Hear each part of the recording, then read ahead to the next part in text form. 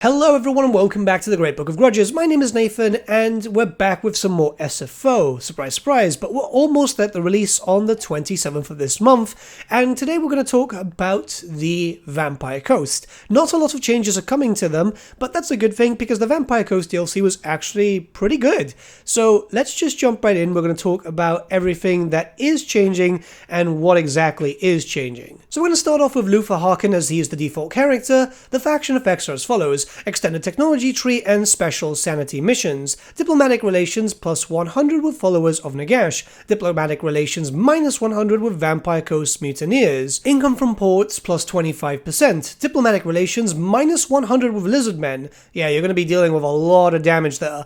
Perfect attributes for zombie pirate deckhands. Gunnery mob units, own armies, faction-wide in enemy territory. Attribute Vanguard deployment for zombie pirate deckhands and gunnery mob units in own armies, faction-wide in owned territory. And finally, when it comes to the Lord effects, you have the following: Vampiric Corruption plus 5 local province, Leadership plus 10 when fighting against Lizardmen, Lord's army, and finally, Spell Resistance plus 40% for Lord's army. So you're going to be dealing with a lot of bonuses when you're going to be fighting against Lizardmen, and it's going to be needed because they're going to be coming for you. So something that is going to become very obvious to you from the beginning is that every Vampire Coast faction is going to be using infamy a lot more. It's going to be very apparent, especially when you start looking towards your tech tree. And yet, some of the techs themselves have had a little bit of a rebalance, with some of them being a bit more worth it now, and it's going to justify the cost of having infamy. But don't you worry, infamy is actually a lot easier to pick up now, well, provided that you have the funds, but we'll get to that a little bit later. All in all, it just kind of makes sense to make it kind of tied to your main mechanic.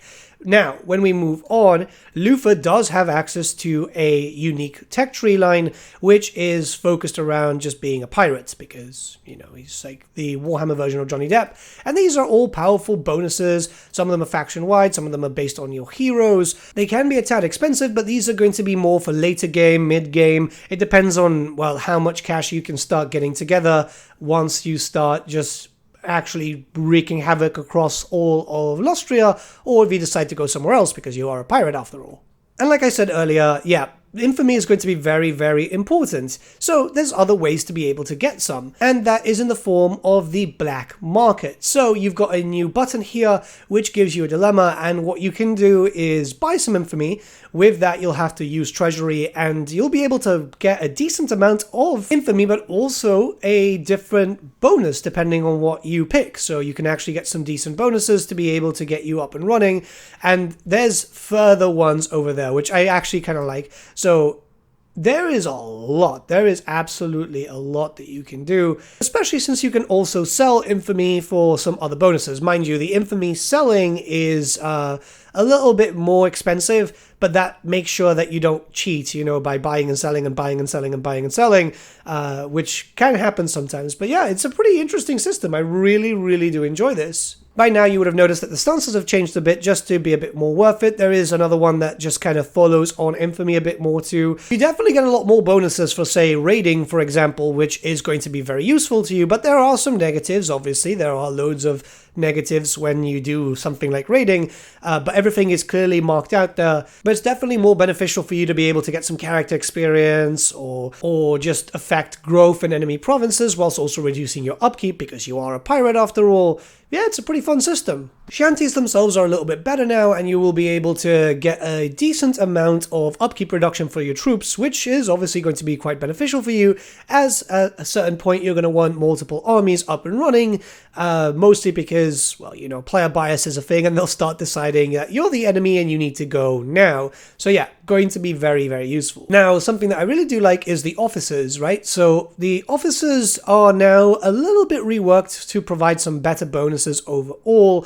Most of them are faction-wide too, so you will get some faction-wide bonuses that are just going to help you. It's going to cost infamy per turn, so it's going to be a little expensive, but at certain points you're not going to have too much of an issue. There are some stuff that are like dedicated to the character, like maybe upkeep reduction for the whole army, but a lot of stuff is going to be either faction-wide or all provinces, just to make sure that you can get more cash up and running. So if that's the case, you know, if you've got a decent amount of cash, don't worry too much about losing out on infamy, as you can always just buy it from the black market. Everything is kind of linked up, which, yeah, is quite nice. There's a big change coming to the rights here. Some stuff has been changed around, as you can tell by effects, but not only that, but they're completely free for the Vampire Ghost. So now you won't have to use any currency, any resource, anything other than just remembering to use it, which is a great thing, because I'll be very honest with you, I pretty much only use this right to use the to get Queen Bess, really. So yeah, it's nice. I am using it a little bit more through my own playthrough,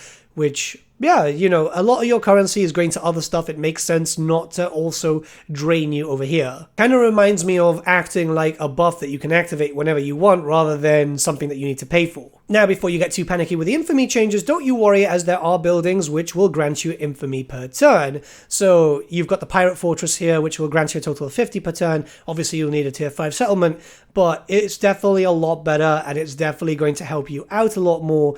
So yeah, it'll take a while to get there, but not that long, considering that you do get a decent amount of money once you start sacking, and obviously with the Pirate Coves and stuff. You do have access to a lot of buildings with your shipbuilding, which will provide different bonuses, but it's very similar to the system of Grand Cafe, where you can get one or you can get the other, and yeah, you can just tailor your shipbuilding however you please. Get more horde growth, and then by the end of it, you won't need that building anymore, so you can delete it and get the other version, which will give you some experience, you know?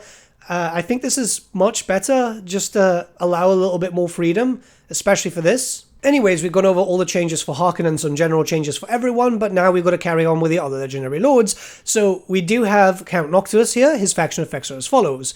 Gain war declaration missions with unique rewards. Diplomatic relations plus 100 with the followers of Nagash. All units debuff enemies around when below 75% health. Different unit types have different debuffs. I'll let you discover those. Loyalty plus 2 for new recruits. Construction costs minus 25% for shipbuilding. This is faction wide. And pirate crew growth plus 5. When it comes to lord effects, you have the following. Control minus 5 for enemy local province. Upkeep minus 20% for Necrofex Colossus units, Lord's Army, and weapon strength plus 25% for large units in Lord's Army. So you're going to get a lot of big troops here. Moving on to Aranessa, who I'm still kind of annoyed that she is a Vampire Coast character, but anyways, let's move on. She has the following faction effects. Diplomatic relations minus 100 with Norska. Chance of finding treasure maps plus 25%. Income from raiding plus 100%. Income from Smuggler's Cove buildings plus 50%. Physical resistance 2% per rank achieved for all Sartosan units. Unique units, Sartosan human pirates. And when we get into the Lord effects, we have the following. Character Aura Leadership effect plus 10. Melee attack plus 10 for Sartosan units. Income from post-battle loot plus 25% when laying siege, and finally leadership minus 10 for Sartosa, Norscan Raider units and Lord's Army. You're not going to really want them because they don't like to be around her. A big thing for her campaign is that a lot of landmarks will be very beneficial to you to boosting up the capabilities of your Sartosan living units. So if you don't want to use a lot of undead, you are more than capable of using your pirates just to, keep with the theme of Sartosa not actually being undead, Which in all honesty should have been the case for that in vanilla, but hey, what are you going to do, right? Anyways, we're going to move on to the last character, which is Lady Diaphan. I know a lot of people don't really like her because she's not really considered canon, but she was actually mentioned in Warhammer Fantasy Roleplay fairly recently, so yeah, I guess she's canon now. Anyways, her faction effects are as follows. Ghost Paladin with unique effects, skill line, and Ghost Knight capacity. Hero self-defense plus 25% chance of wounding aggressors. Constant casualty replenishment rate plus 10%. Upkeep minus 20% for Sirens, Mournguls, Rotting Prometheans, and Leviathan units. Unique units, Bretonia Ghost Knights. For the Lord effects, we have the following. Attribute Unbreakable for Mourngull Haunters in Lord's Army. Enables magical attacks for Lord's Army. Physical resistance 5% for Lord's Army. Melee defense plus 10 for Siren units in Lord's Army. And finally, enemy ward save minus 10% enemy armies in province. Very, very beneficial to you. The Ghost Paladin is going to be much better for you as you're going to be increasing the capacity of your knights quite heavily. You will notice that there's different types of Ghost Knights now. So you can have a pretty undead style Bretonian army, which is kind of cool. Yes, it's mostly focused around ghosts though, so keep that in mind.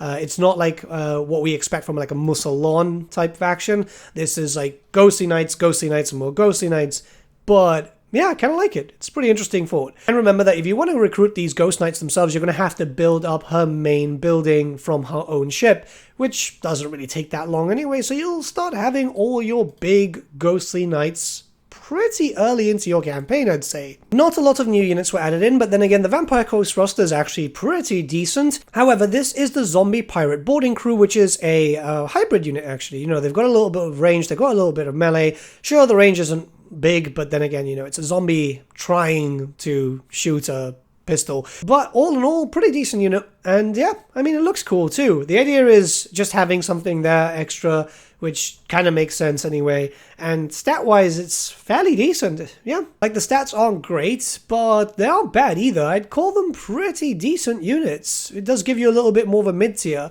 When we start moving on, we do have access to a lot of Bretonnian Knights, well, ghostly Bretonnian Knights, and I'm going to be going over through them for the same clip, as really the stats are going to be stuff that you're kind of already used to. You already know how to work them, because they're cavalry, right? So you know how to use cavalry, you know how to use Bretonnians. Obviously, you don't have armor because you're ghosts, but you do have very high physical resistance in general, and I'm a big fan. I love the idea of having more Bretonnian Knights and just loads and loads and loads of them, especially with Lady Diaphan, as even though we have very little lore for her, we know she's Bretonnian. It's likely that she would have had some honor guard protecting her going to Ulthuan, because that was quite prestigious. So yeah, I like this. It's cool. Sartosan cannons are exclusive to Aranessa, and this just gives you cannons to have you, well, you know, have living units within your armies, but also have some access to some artillery, which I think is actually kind of nice. Again, it's just to keep the theming going, and theming is very, very important, especially when it comes to Warhammer, and it does kind of bother me to see her with loads of undead troops rather than just a few living ones of different styles. This is why also some Norscans were added in. Now, a lot of the Norscans do hate her, and this is why they will suffer leadership from her, because, well, you know, she did kind of betray pretty much the whole Norscan culture, her family and stuff like that. But they're pretty cool. I like them, and it makes sense for Sartosans to also have access to it. You know, the idea is you're in Sartosa, right? So you should have access to Sartosan units. So not a lot of changes, as you can see, but the Vampire Coast have always been in a very, very good spot. They're very enjoyable to play, and yeah, it's one of the best DLCs that Creative Assembly have released to date so far. I like these changes. The black market mechanic, I think, is actually really, really fun. I think Venrus did a really good job there, because it fits with the theming, and that's what I like when modders create new mechanics or use mechanic bases from other races just to make it a little bit more flavorful, especially with a race that we know next to nothing about, as they never really had an official army book. They had a supplement in 6th edition, so this just provides a little bit more to it, which I think works out quite well. But with all that being said, what do you guys think about the changes coming to the Vampire Coast? Let me know your thoughts in the comments below. The SFO team will be checking out those comments, and with all that being said, have a great day. There'll be a second video today, and remember that this releases on Friday. It's not too long now.